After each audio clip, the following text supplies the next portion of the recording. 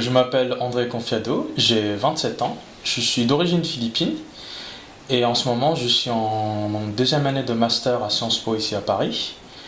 Et en fait, avant j'avais aussi étudié à l'Université catholique de Lille dans le cadre d'un échange dans les licences LEA et LCE.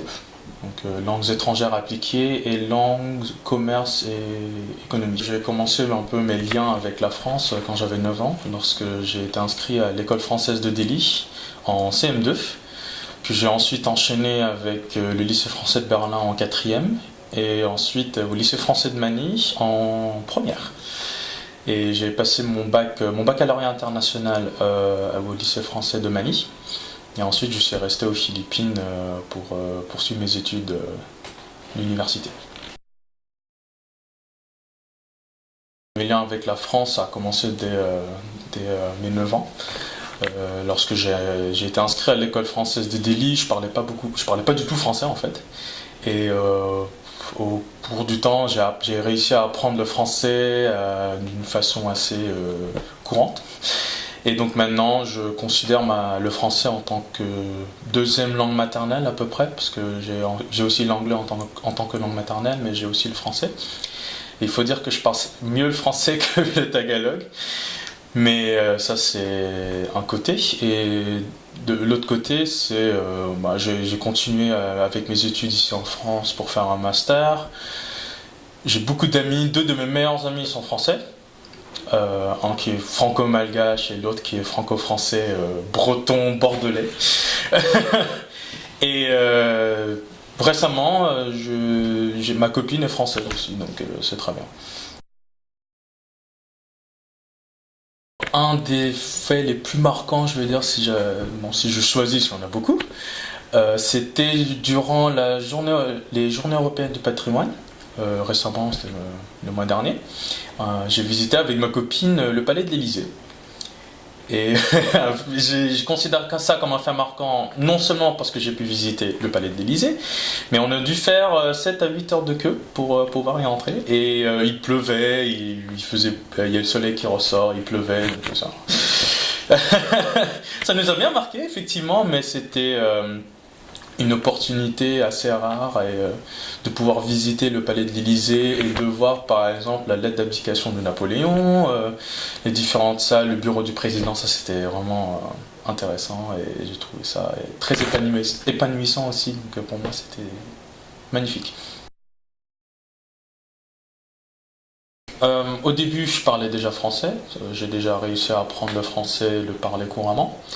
C'est en fait lors de mon séjour à Lille que j'ai commencé à mieux maîtriser la langue française dans un milieu professionnel. Et en fait, mon deuxième travail, c'était pour HSBC Philippines. Mais en fait, c'était un travail délocalisé.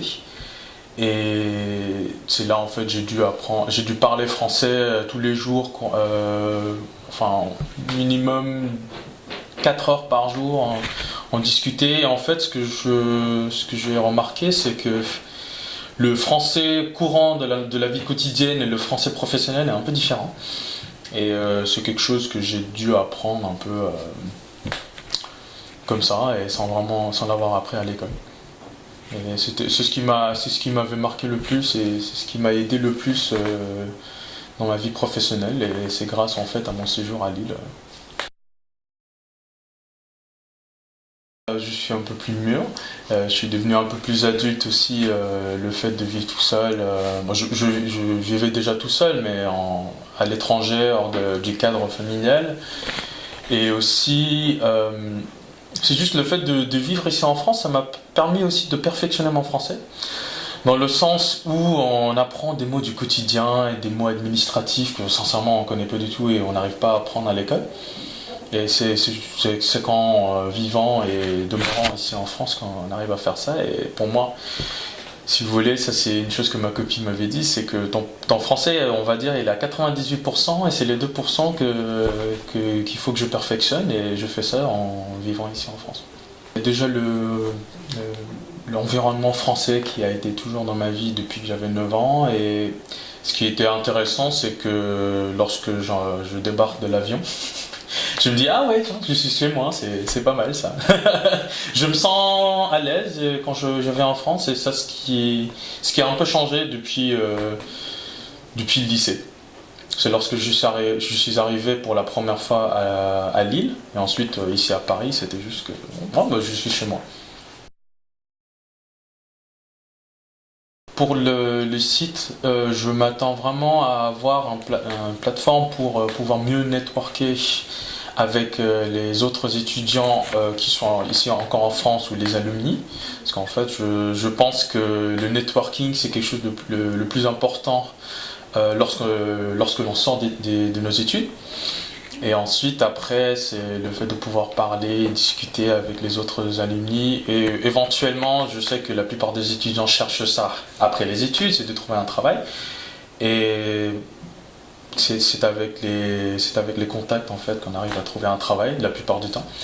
Et je pense que c'est un atout de ce site. Et en tant qu'ancien étudiant et étudiant en ce moment, c'est ce qui m'intéresse le plus. J'ai un projet c'est un projet en cours de la création d'une association d'étudiants philippins en France. Et ce qui serait intéressant avec ce site, c'est de nous permettre d'avoir une base de données qui est assez complète et où l'on peut accéder n'importe où.